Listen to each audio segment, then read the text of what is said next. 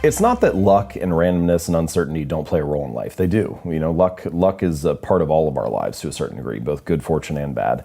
But by definition, you don't have control over luck. And your habits also matter. And I think that the reason they're so worthwhile to focus on and understand is that they are the portion of your life that you can influence that also determines your outcomes. It's not just luck, it's not just habits, but one of those you have control over. And so it makes sense. The only reasonable strategy is to focus on what you can control. If you spend all of your time focusing on things you can't control, then you're just going to end up frustrated. And so I think habits are maybe the best lever for that. Talent and genes, they play a role, and it's important. You know, people have natural predispositions to things that make them better. But what you find is that nearly always when someone is a great performer in a particular domain, they are both well-suited, so naturally talented or have some kind of predisposition to that area, and well-trained. And so even if you are talented, you can't succeed without having great habits to execute and to fully realize the potential that you have. Your outcomes in life are often a lagging measure of your habits. You know, like a lot of the time people talk about, you know, I want to have more money, or I want to lose weight, or I want some kind of result. But the truth is, your bank account is a lagging measure of your financial habits. Your weight is a lagging measure of your eating habits. Your knowledge is a lagging measure of your learning and reading habits. And so it's actually, we think the thing that needs to change is the bank account or the test score or the number on the scale, but actually the thing that needs to change are the habits that precede those outcomes. Every action you take is kind of like a vote for the type of person you want to become. And if you can master the right actions, if you can master the right habits, then you can start to cast votes for this new identity, this desired person that you want to be. And I think that's one of the reasons why small habits matter so much. They don't necessarily transform your life overnight, right away. Like doing one push-up does not transform your body, but it does cast a vote for being the type of person who doesn't miss workouts. Or meditating for 1 minute might not give you an immediate sense of calm in your life, but it does cast a vote for being a meditator. The real goal is not to run a marathon. The goal is to become a runner. The goal is not to write a book. The goal is to become a writer. Because once you've adopted that identity, you're really not even pursuing behavior change anymore. You're just kind of acting in alignment with the type of person you already see yourself to be. It's kind of like true behavior change is really identity change. Because once you've changed that internal story, it's way easier to show up each day. You're not even really motivating yourself that much to do it. You're just like, this is who I am now. There's a sort of a misalignment of rewards that often happens with habits. So there's an immediate outcome, an immediate reward, and then an ultimate reward. And for your bad habits, one reason bad habits stick so readily, that they form so easily, is because bad habits, often the immediate reward is favorable, right? Like what's the immediate reward of eating a donut? It's kind of great. It's sweet, it's sugary, it tastes good. It's only the ultimate reward, if you repeat that habit for 6 months or a year or 2 years, that is unfavorable.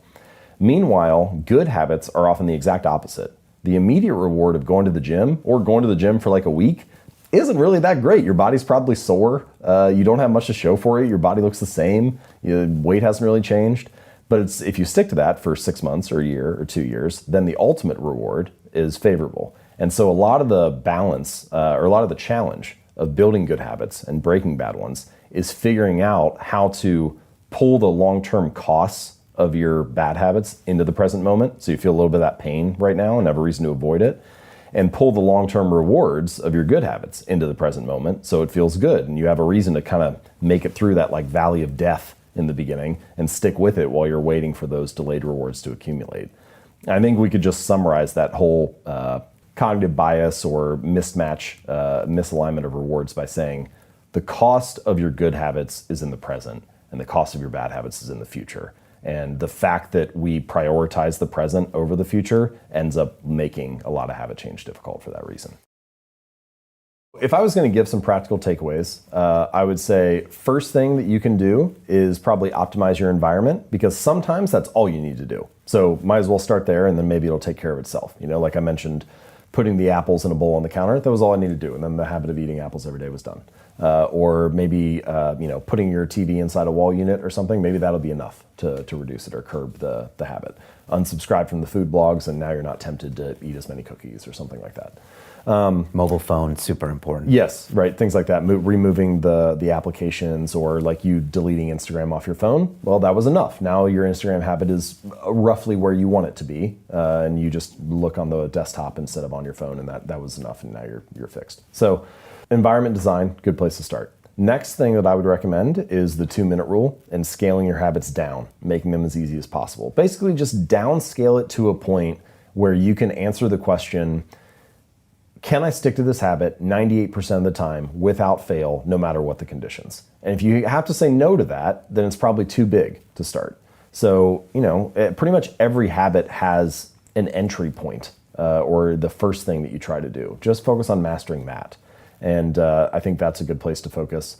And then building off of that, the last one that I'll recommend is, there's this great story that I mentioned in the book about Twyla Tharp, who's a famous dance choreographer and instructor. Yeah. And she trains still even now, she trains for 2 hours a day. She's 50s, 60s. She's been training for a long time, dancing her whole career. But she doesn't actually focus on the exercise habit. The habit that she focuses on building is, I put on my workout clothes and my sweatshirt and I hail the cab on the side of the street. And if I've done that, then I've completed the habit. And I think the insight that she realized is that habits are often the entry point, not the end point. They're the cab, not the gym. They're like an entrance ramp to the bigger routines in your life. And if you can master that habit, that like little decisive moment that determines what happens in the next chunk of time, then the rest of it kind of falls in line. Like, I have this moment each morning where either I open up Evernote and I start writing the next article I'm going to work on, or I go to ESPN and I check the latest sports news. And what happens in the next hour is really determined by what happens in the first 30 seconds. Because if I go to ESPN, then the next hour is kind of shot. But if I start writing the article, if I master that entry point, then I'm kind of speeding in the right direction and the momentum carries me into the rest of the task. And I think that for me, that's a little bit inspiring when it comes to building habits, because what you realize is that there's actually not that much to change. There may be 5 or 10 of those little decisive moments, those little entry points throughout your day that determine whether the next chunk of time is productive or not. And if you can organize your environment or join a community or restructure your habits so that those entry points are mastered, then you're much more likely to live a good, productive day. And so I think that those 3 things, environment design, scale your habits down, and master the entry points, those are some really good places to start.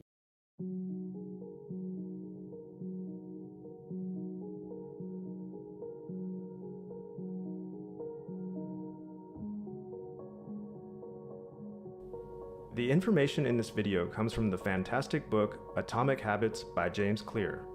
This book is jam-packed with simple tools that you can apply to change your habits and dramatically improve your life. Right now, you can listen to Atomic Habits on Audible, which has the world's largest library of audiobooks and makes it incredibly easy to digest the material while you are working, exercising, gardening, or on the go. I use it all the time while drawing these animations. Let Audible help you discover new ways to laugh, be inspired, or be entertained. New members can try it free for 30 days. Visit audible.com/afterschool or text afterschool to 500-500. That's audible.com/afterschool or text afterschool to 500-500 to try Audible free for 30 days.